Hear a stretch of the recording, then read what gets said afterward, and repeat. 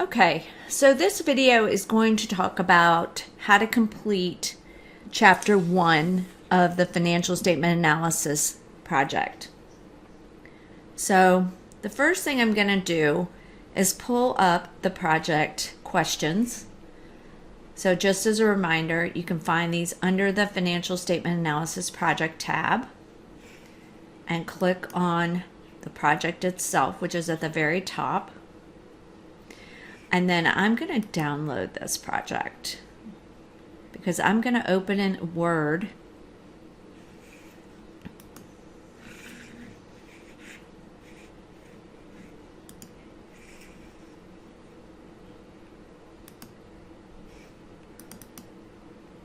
So that I can copy and paste from it. Okay, so here is the project description. If you have not already viewed the project setup video, you will definitely want to do that before you do this chapter. And again, please follow everything that I'm doing, but on your own company. And obviously, if you have any questions, please let me know. So here's chapter 1. And as you can see, we have 8 questions that you will address in the project. So let's see if I can get this centered so we can see the whole question.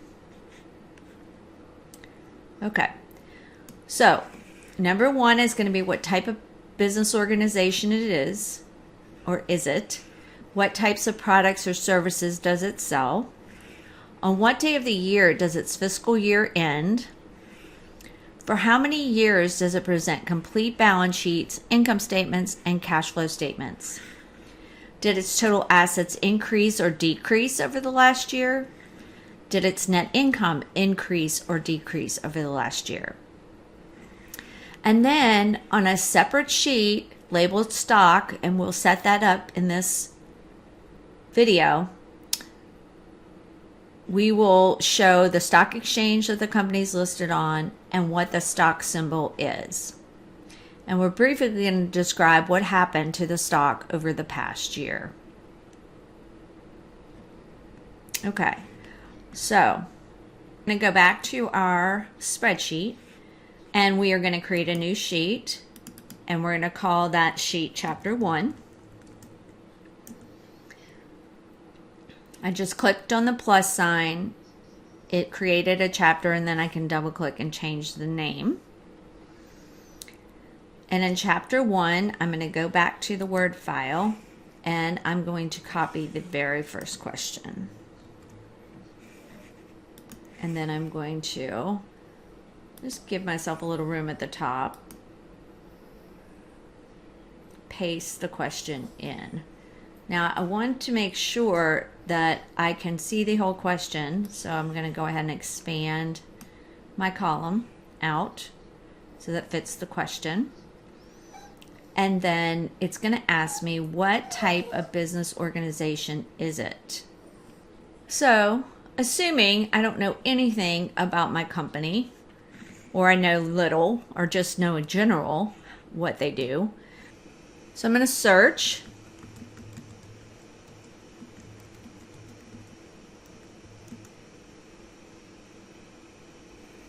And you can see right here, Google recognizes my company right away. And it basically gives me this description. Advanced Auto Parts, Inc. is an American automotive aftermarket parts supplier. Headquartered in Raleigh, North Carolina, it serves both professional installer and do-it-yourself customers. It has 4,912 stores and 150 Worldpac branches, and that comes from Wikipedia. So I'm going to go ahead and click on that link, and I am going to just copy this paragraph. Now we can't just copy things, so we're going to definitely cite this, and I'm going to put it in, I'll go ahead and put it in C. We'll see, I may move it. And I'm going to go ahead and click this. Now I'm going to make this bigger so I can do what I call wrap text. So now I've gotten this fairly decent size, and I'm going to click on it, and then I'm going to click on wrap text. And that way I get this nice little paragraph. I can make it bigger if I want, but again, part of this is just going to be figuring out how it looks the best. I want to provide my references for everything that I pull. And we'll be talking about these always. So what am I going to do? I'm going to go pull my Wikipedia URL.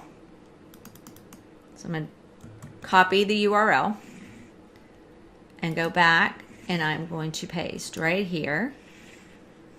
And probably just go ahead and pull that reference out. And again, I may fool around with these columns a little bit depending on what my questions are. I may add some columns. We'll see how it goes. All right, so now I've answered the first question. So let's go back to our Word document. And our second question is, what types of products or services does it sell? So I'm going to go ahead and copy that question over and paste it. I don't need a 1 there. I think what I'm going to do is just do 2. It probably just filled in the next number. I'll make this bigger. And we can just read this and know exactly what it does, right? It basically is a retailer of brand name, OEM, and private label automotive parts and accessories. Okay, just be pretty specific, but it doesn't have to be, probably want to do OEM caps, original equipment manufacturer. And we're going to want to wrap this text. All right, so number 2, done.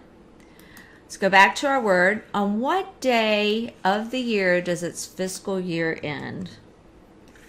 So let's go back, copy that one.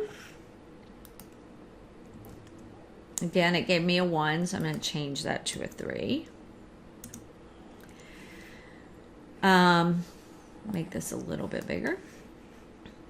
Now, this is interesting because this particular company's fiscal year changes every year.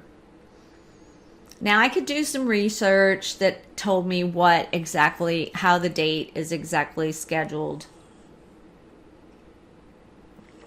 But for now, I'm just going to go back to my balance sheets, and you can see the fiscal date for this past year was January 2nd. So I will put variable 2021 date was January 2nd.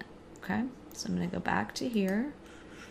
I'm sorry, back to my sheet, chapter 1.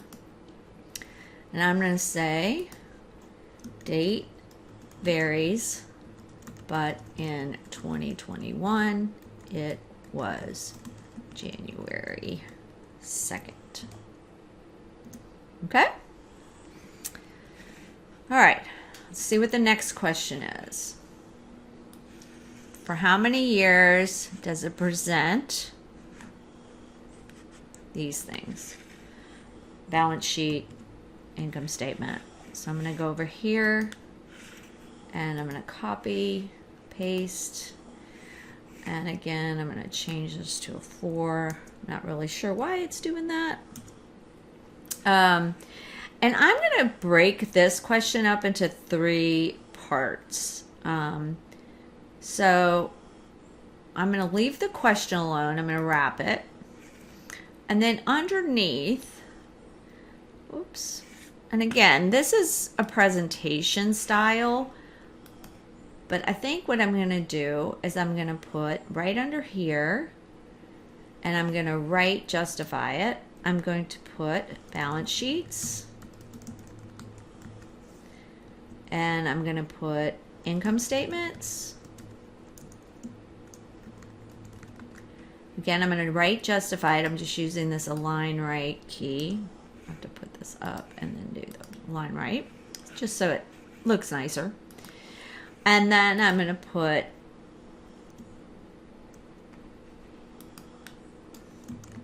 cash flow statements. Let me right justify that one. All right. And then right here, I'm going to put years, number of years. So how do I find this out? Well, let's go look at those statements. So let's go back to our balance sheet. And they present 2 years for the balance sheet. They present 3 years for the income statement.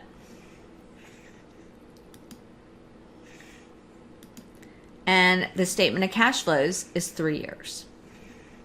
So notice the statement at a point in time, the balance sheet is only for 2 years, but the statements that show activity throughout a period of time are 3 years.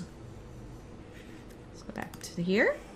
So 2 years for the balance sheet, 3 years for the income statement, 3 years for the cash flow statement. I'm going to save my file just because I get a little paranoid about losing it. Okay, let's go see what the next one is. Copy that over. Let's change this to number 5. Does assets increase or decrease over the last year? I'm going to go ahead and wrap this.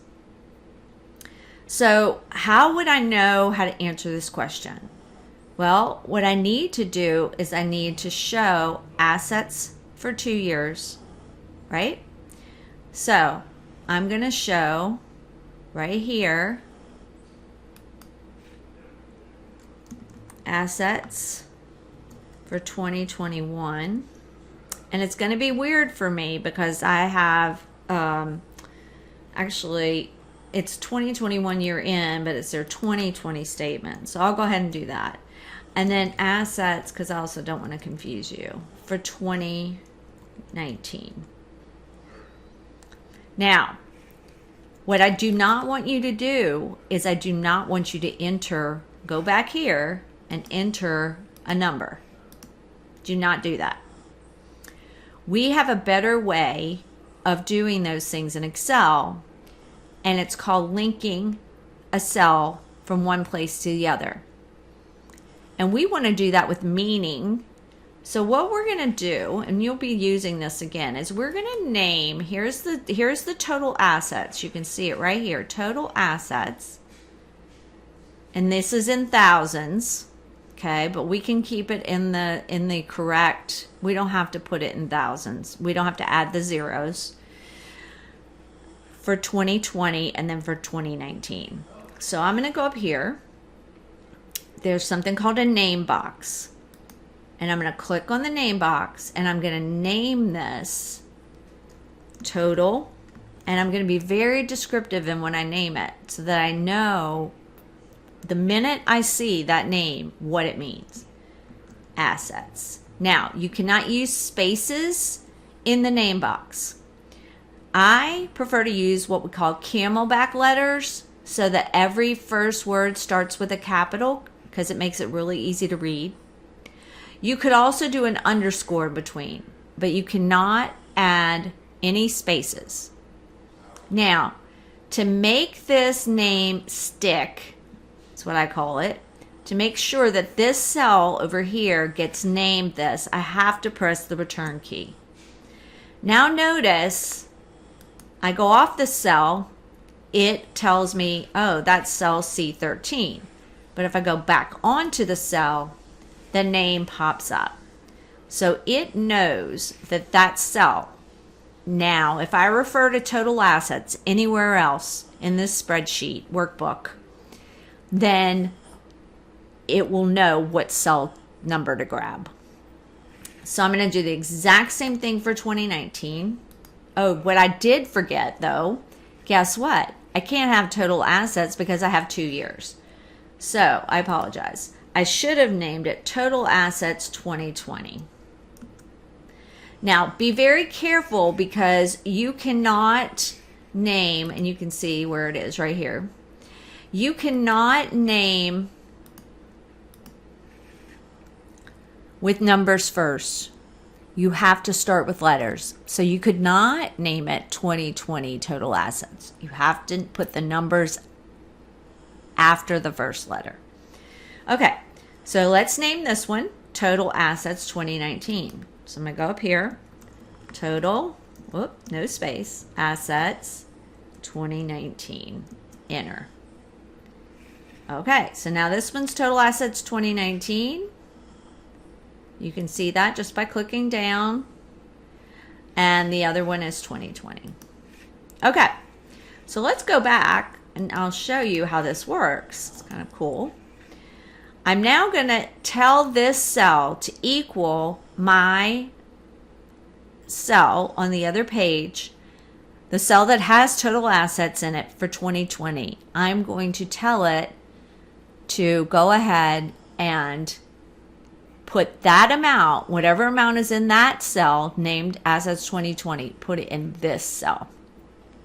So I go up to here and I go equal, and I'm going to start typing total, and look what happens. My names are now recognized within Excel. I want the Total Assets 2020, so I just double click it and press return, and look what popped up. That is the exact same number. Now, if I had tried to type that number, first of all, I might have made an error and have the wrong number in there. Secondly, if anybody who's using this worksheet goes to that number, they know exactly what that number means and where it came from. So that's really important, especially in very complicated worksheets. Now I'm going to go down to 2019 and I'm going to say equal total. I'll start typing and it's Assets 2019. Double click, press return, and there's my total assets for 2019. Now the question has asked, and this, you must show your work. Okay, so I'm just going to broaden that so we can see it a little better. You must show this work. If you just tell me it increases or decreases, that you will not get credit for that. So now I'm going to use again Excel. I'm not going to, well, if I just typed in, if I did this on a calculator and typed in the difference between the two, that would be a very bad thing, right? I basically want to find out mathematically and let Excel do it whether assets increased or decreased. Okay, so if assets increased and I subtract this year from last year, I'm going to get a positive number. If assets decrease and I subtract this year from last year, I'm going to get a negative number. So we're going to take equal to 2020 minus 0.2 2019. My assets increased 591,111. Now these numbers are really difficult to read, so I'm going to format them. How do I do that? I go up to the number. Again, I'm using the PC version of Excel. If you are using the Mac version of Excel, you will need to figure out how this works in a Mac. Hit the comma. I do not want any zeros because that just makes my work look more busy. But this way, with the commas, I can tell that assets increased by $591 million, because remember, I would normally have 3 zeros after that. So over here, I'm not just going to leave that as being obvious. I'm going to say assets increased right there. Okay, so I'm going to actually answer the question. Now, if I get, notice that I only have a reference for this question so far because I got this from a separate place. If I get these answers from within this workbook, I don't need a reference. Okay? If I get them from someplace else, I will need a reference, and you'll see that as we go along. All right, let's go grab the next question.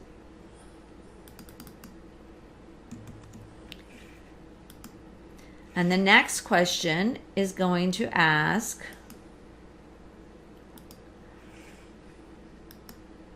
did its net income increase or decrease over the last year? Again, I'm going to wrap text so I can see it all and it reads well. You are responsible for making your workbook look neat and clear. All right. So I'm going to do the exact same thing here. I'm going to say net income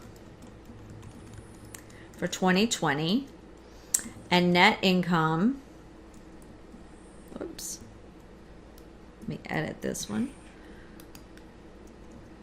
For 2019. I'm going to justify these two again. I just like the way it looks. And I'm going to do the exact same thing I did for assets. I'm going to go find where the net income is. I'm going to name the cells and then reference those cells in here. So I have to go find my income statement. Mine's called a consolidated statement of operations. I'm going to find my net income. So I have to kind of look down the lines. I have loss, other income net, total other net, income, provision, net income right here. Okay, that's the one I want. And then I want the prior 2 years. So I'm going to put my cursor, I'm going to click on this cell that has my net income in it for 2020. I know 2021, but it's 2020. And I'm going to select the name box again. And I'm going to call this net income 2020. Don't forget to push the enter key. I'm going to go to the next box, click on the name box, and I'm going to call this net income 2019.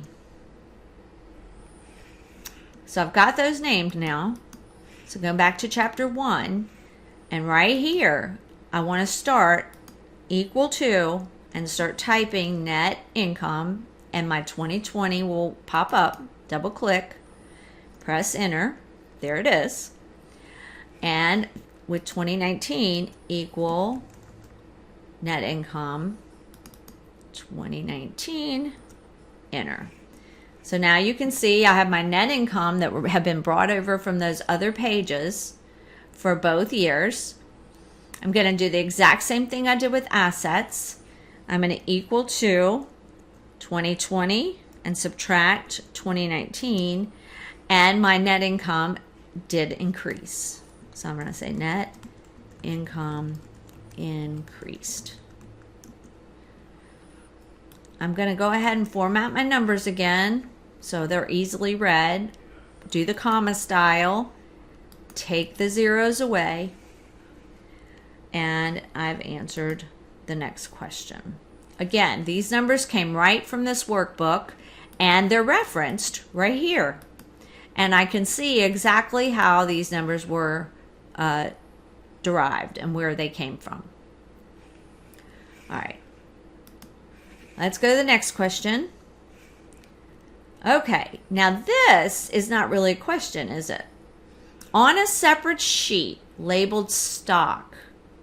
So we need to create a sheet labeled stock, and then we need to find out what stock exchange our company is listed on.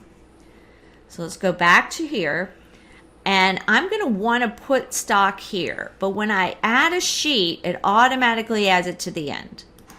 I'm going to name this sheet stock. But since we're going to be using this sheet through the whole time, all you got to do is hold it and move it. The stock sheet should come before chapter 1. Okay, so now what do I need? I need my stock symbol and the exchange that the stock trades on. Okay, so how do I find these? Well, I already know just from my first thing that my stock symbol is AAP. But let's say I didn't know that or I'd forgotten it. I'm going to go to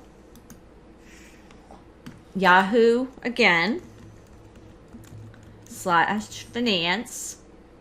And we're going to need to be here in a minute anyway. I'm going to show you why. I'm going to search for my company and click on it. And you can see that here's my symbol right here. And my exchange is New York Stock Exchange.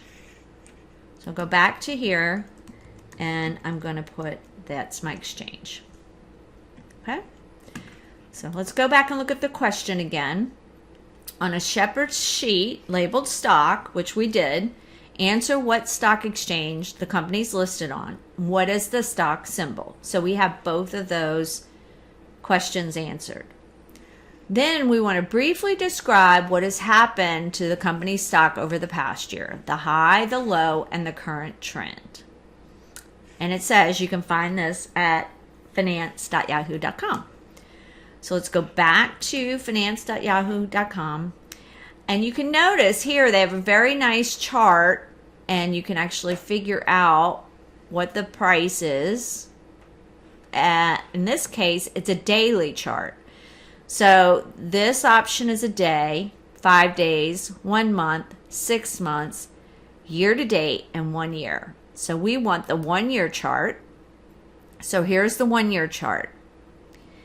And we want to find out what the high for that year was, what the low was, okay?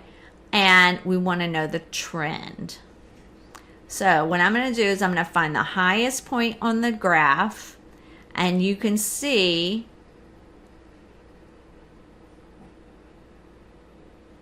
this looks like the highest right here, 240.04. So let me go back to my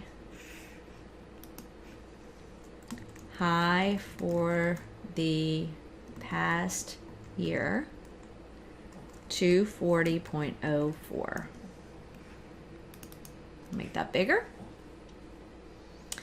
And then we want to find the low for the past year. And let's go back to this.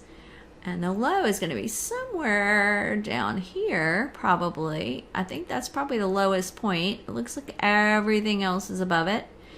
So 149.14. So let's go back to here. 149.14.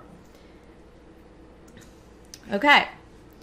Now, the next thing we want to know is the trend. Now, let's go look at this graph for a second. Okay, you can see that this has peaks and valleys.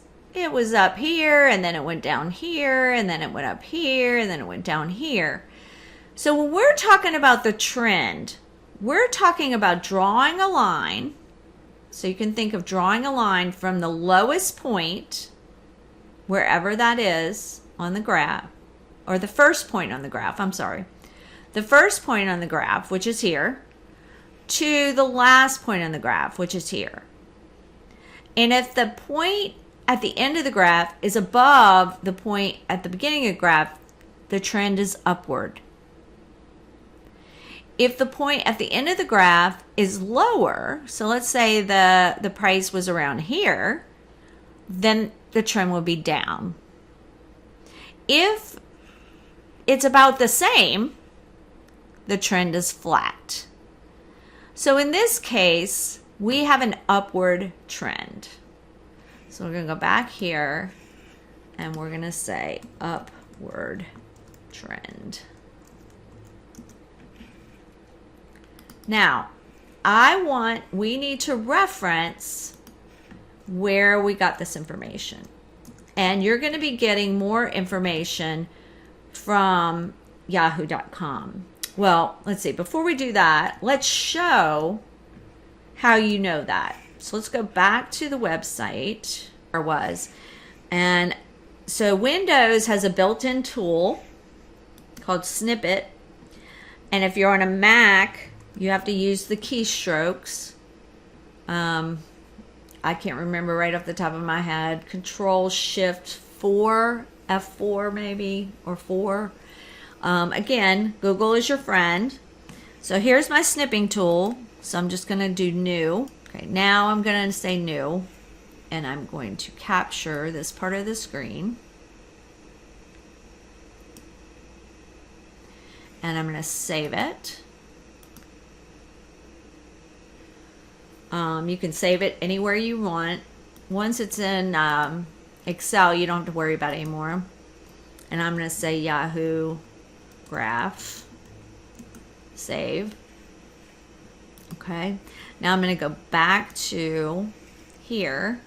And I'm going to show how I know this. So I'm going to insert a picture from this device, because I saved it on this device. And go find it, Yahoo Graph, and there it is. I can place it wherever I want, so I'm probably going to place it even with, here I am right here. So I'm going to place it even with where I was. Now I have to put my reference. Okay, so I'm going to go back to my website.